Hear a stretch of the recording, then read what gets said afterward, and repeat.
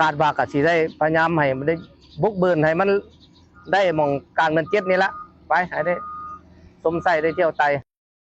โครงการก่อสร้างครัวคำนำเสโดนเขตบ้านบุรพาหาบ้านตันเปียวได้เริ่มลงมือก่อสร้างในต้นปี 2015 หาต้นเดือนมังกร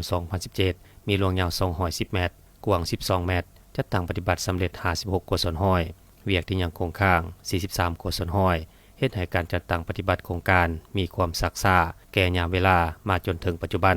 ย้อนเห็นได้ถึงความสำคัญและความจำเป็นของประชาชนภาคและรัฐก็คือกระทรวงโยธาธิการและขนส่งจึงได้มีการประสานสมทบกับภาคส่วนที่เกี่ยวข้องและมอบให้บริษัทรัฐวิสาหกิจก่อสร้างคมนาคมสืบต่อลงมือก่อสร้างเวียกที่ยังบ่ทันสำเร็จซึ่งระยะที่2แม้นลงมือจัดตั้งปฏิบัติมาแต่เดือนมีนาคม 2016ซึ่งประกอบมีนาเวียกเทไปตรงพื้นขัวเททางไปตรงเข้าหาสนขัวทั้ง2เบื้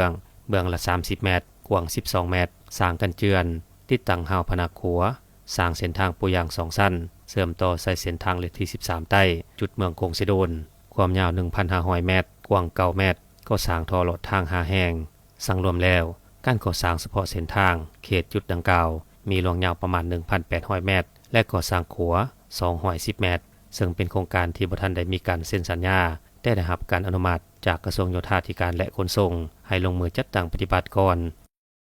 พวกเขาก็ใต้การชี้นำของกระทรวงการเซ็นสัญญาก็ยังบ่ได้เซ็นสัญญาเด้อแต่พวกเขามาเฮ็ดให้เพราะกระทรวงแนะนำมาเฮ็ด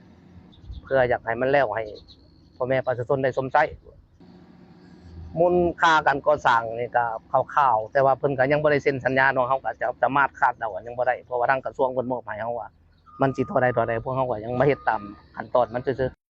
ครัวแห่งนี้ในเมื่อสร้างสำเร็จจะอำนวยความสะดวกให้กับประชาชนในการไปมาแลกเปลี่ยนซื้อขายสินค้าลดต้นทุนสร้างเงินไขให้การค้าและการลงทุนในพื้นที่ให้มีการขยายตัวเป็นกลไกสำคัญในการกระตุ้นการเติบโตทางด้านเศรษฐกิจยกระดับคุณภาพของชีวิตประชาชนสร้างความปลอดภัยในการเดินทางและเป็นหลักฐานสำคัญสำหรับการพัฒนาที่ยืนยงของพื้นที่ในอนาคต